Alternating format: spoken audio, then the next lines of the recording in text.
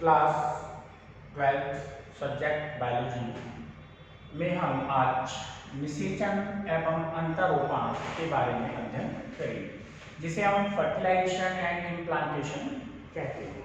देखिए, इसमें होता क्या है, कपुलेशन की क्रिया में, कपुलेशन की जब क्रिया होती है तो कपुलेशन की क्रिया में जो स्पर्म है वो वैजाइना में छोड़ दिए जाते हैं, यानी कि यहाँ पर ये स्पर्म छोड़ दिए जाते हैं इस तरीके से। तो ये हो गए यहाँ पर स्पर्म और ये हो गया यहाँ पर वैजाइना में छोड़ दिए जाते हैं। अब ये यहाँ पर क्या करते हैं, सेरेविक्स से होते हुए स्पर्म इस तरीके से स्पर्म गर्भाशय में पहुंचते हैं, इस तरीके से आगे बढ़ते हैं। तो बहुत सारे स्पर्म होते हैं, 20 करोड़ से भी अधिक, 20 करोड़ के आसपास स्पर्म होते हैं। तो यहाँ से स्पर्म जब स्क्रीन हो जाते हैं तो स्पर्म कहाँ जाते हैं, यूट्रस में जाते हैं, गर्भाशय में जाते हैं। और गर्भाशय से होते हुए स्पर्म इस फैलोपियन ट्यूब में चलते हैं और फैलोपियन ट्यूब से होते हुए यहाँ पर एम्पुला में आते हैं, एम्पुला में आते हैं। तो ये फैलोपियन ट्यूब का एक भाग है। जैसे जैसे ये स्पर्म आते हैं उधर क्या होता है, ये जो ओवेरी है, अंडाशय है, ये अंडाशय यहाँ पर द्वितीयक यानी सेकेंडरी oocyte को यहाँ पर ये रिलीज करता है। अब सेकेंडरी oocyte को ये जो फिम्बरी है, फिम्बरी, ये इसको पकड़कर यानी कि खींचकर ये कीप आकार के भाग में पहुंचा देती है और यहाँ से ये भी जो द्वितीय कंडक है ये भी एम्पुला में पहुंच जाता है। इस तरीके से ये यहाँ पर एम्पुला में आ जाता है। यहाँ पर स्पर्म के पहुंचने का समय और इस सेकेंडरी oocyte के पहुंचने का समय लगभग 1 होना चाहिए, तब यहाँ पर फर्टिलाइजेशन की क्रिया होगी। अब ये स्पर्म जो है क्या करेगा, इसके साथ ये ओवम और ये हो गया यहाँ पर स्पर्म, ये दोनों मिलकर यहाँ पर करेंगे फर्टिलाइजेशन करेंगे। देखिए फर्टिलाइजेशन में होता क्या है, थोड़ा सा यहाँ समझ लेंगे इसके लिए।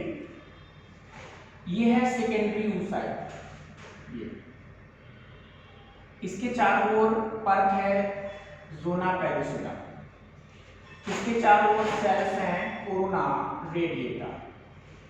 तो ये इस तरीके का होता है। सबसे पहले जो शुक्राणु है, स्पर्म है, निषेचन के लिए सक्रिय होते हैं, निषेचन के लिए सक्रिय होते हैं, कैल्शियम इनके अंदर जाता है। दूसरा, इनके जो अग्रपिंड है वहाँ पर जो एक्रोसोम है वो थोड़ा सा एक्टिव होता है। तो ये जो स्पर्म है ये इस कोरोना रेडिएटा से टकराते हैं,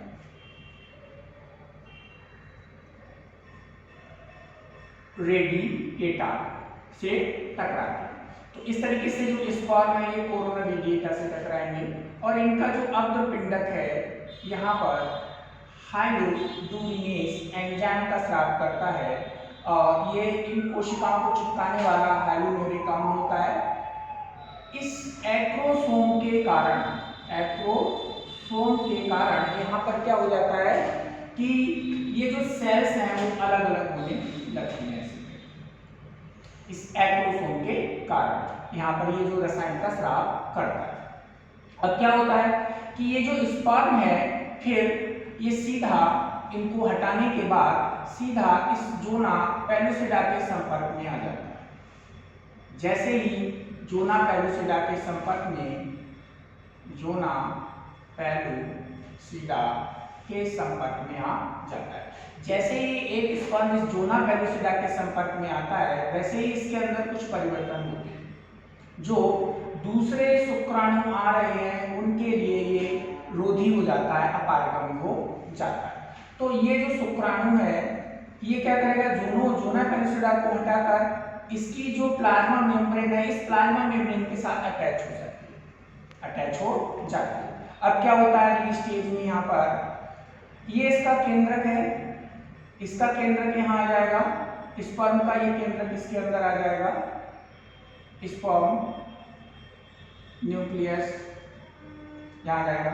इस स्पर्म के जो है सेंट्रियोल्स होती हैं, ये सेंट्रियोल्स क्या करते हैं, इसका विभाजन शुरू कर देते हैं भाई। बाकी जोना पेरिसोडा इसके चारों तरफ बनी रहती है, थोड़ी बहुत कोरोना रेडिएटा भी इसकी तरफ लगी रहती है इस तरीके से।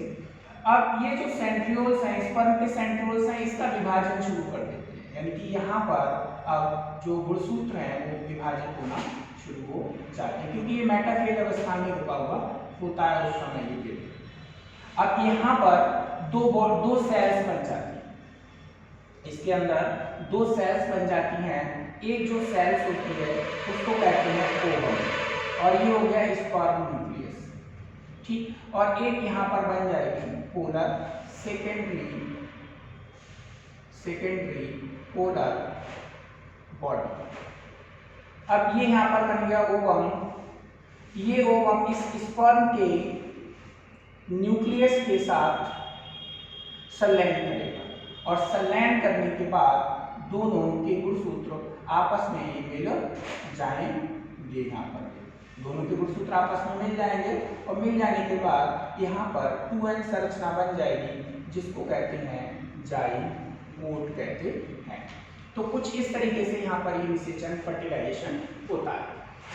अब यहाँ फर्टिलाइजेशन हो गया, फर्टिलाइजेशन होने के बाद यहाँ पर बन जाता है जाइगोट, इस तरीके से जाइगोट बन जाता है। अब जाइगोट में क्या होता है, विदलन की क्रिया होती है, विदलन, जिसको क्लीवेज कहते हैं। यहाँ पर चलते चलते अब ये जो जाइगोट है फैलोपियन ट्यूब से गर्भाशय की ओर चलता है, तो यहाँ पर विदलन की क्रिया, क्लीवेज की क्रिया होती है। तो यहाँ पर क्या ये जाइगोट है, इसके चारों ओर में जोना पेलिसिडा है, तो सबसे पहले इसमें विभाजन होता है, यहाँ पर दो सेल्स बन जाती हैं। फिर दूसरा संपूर्ण पर विभाजन होता है, और यहाँ पर जो सेल्स हैं उनकी संख्या हो जाती है 4।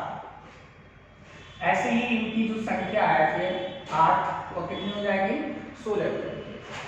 यहाँ पर जो सेल्स बनती हैं इनको ब्लास्टोमियर कहते हैं, यहाँ पर ब्लास्टोमियर्स कहते हैं। तो इस तरीके से यहाँ पर 2 cell stage, 4 cell stage zygote, और यहाँ पर 8 सेल स्टेज, और फिर लास्ट में 16 सेल स्टेज जो एम्ब्रायो है। अब यहाँ पर ये 8 सेल एम्ब्रायो हो गया, ठीक। अब 8 सेल जो एम्ब्रायो है ये क्या करेगा, 16 सेल एम्ब्रायो में चेंज हो जाता है, यानी कि इसमें 16 सेल्स बन जाती हैं, और ये क्रिया जो है लगभग 3 या 4 दिन में पूरी हो जाती है। अब 16 सेल्स ये जो है जाइगोट के बराबर ही होता है, और इसके अंदर 16 सेल्स होती हैं, 16 सेल्स होती हैं। अब इस चीज को यहाँ पर मोरुला कहते हैं, मोरुला कहते हैं यहाँ पर। अब ये मोरुला इधर क्या होता है, इसकी जो एंडोमेट्रियम है ये यहाँ पर एक द्रव स्रावित करती है, जिसको यूट्राइन रिंग कहते हैं। अब 16 सेल्स वाला जो मोरुला है वो इस यूट्राइन रिंग से पोषण प्राप्त करता है, और ये ब्लास्टोसिस्ट में बदल जाता है। तो यहाँ पर 16 सेल्स वाला ये हो गया, 16 सेल्स वाला। अब ये यहाँ पर ब्लास्टोसिस्ट में जब बदलता है तो जोना पेलिसिडा, और इसके अंदर यहाँ पर एक एम्ब्रायोनल नोक बन जाती है ऐसे, और बाकी जो है इसके अंदर एक गुहा बन जाती है, उसको हम कहते हैं ब्लास्टोसील कहते हैं, ब्लास्टोसील कहते हैं।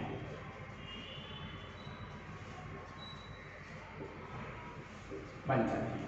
अब इसको, इस संरचना को यहाँ पर कहते हैं ब्लास्टोसिस्ट कहते हैं। अब ये जो स्ट्रक्चर बन गई इसको कहेंगे यहाँ पर ब्लास्टोसिस्ट कहते हैं, ठीक। अब ये ब्लास्टोसिस्ट लगभग इस स्टेज में होगा। ब्लास्टोसिस्ट लगभग 7-8 दिन के बाद ये गर्भाशय की एंडोमेट्रियम के संपर्क में आ जाता है, और यहाँ पर जो जोना पेलिसिडा है वो उचित स्थान पर चिपकने में इसकी सहायता करता है। तो ये जो ब्लास्टोसिस्ट है ये कहाँ आ गया, इस एंडोमेट्रियम के संपर्क में आ गया और ये उस स्थान से आता है जहाँ पर एम्ब्रायोनल नोड होती है यहाँ पर ये। तो धीरे धीरे क्या करता है भाई, इसके चारों तरफ ट्रोफोब्लास्ट सेल्स होती है यहाँ पर, ट्रोफोब्लास्ट सेल्स होती है यहाँ पर। अब इसके चारों ओर ये ट्रोफोब्लास्ट सेल हैं। ट्रोफोब्लास्ट सेल्स जो है लाइटिक एंजाइम का स्राव करती हैं। लाइटिक एंजाइम के स्राव के कारण जो एंडोमेट्रियम की सेल्स हैं वो नष्ट होने लगती हैं और धीरे धीरे जो ये ब्लास्टोसिस्ट है वो गर्भाशय की दीवार के अंदर धंसने लगता है और कुछ समय के बाद क्या होता है, ये पूरा जो संरचना है ये गर्भाशय की दीवार के अंदर धंस जाती है यहाँ पर। अब यहाँ पर क्या होता है, ट्रोफोब्लास्ट की सेल्स जो है गर्भाशय की एंडोमेट्रियम सेल्स के साथ मिलकर यहाँ पर ये प्लेसेंटा बना देती है यहाँ पर। इसी क्रिया को यहाँ पर रोपण कहते हैं यहाँ पर। तो यहाँ पर एक हमने पढ़ा फर्टिलाइजेशन, फिर हमने पढ़ा क्लीवेज विदलन, फिर हमने पढ़ा मोरुला, फिर हमने पढ़ा ब्लास्टोसिस्ट के बारे में। ब्लास्टोसिस्ट का गर्भाशय की दीवार के साथ जुड़ना रोपण कहलाता है, इम्प्लांटेशन कहलाता है यहाँ पर। तो आज का टॉपिक हमारा इतना ही है।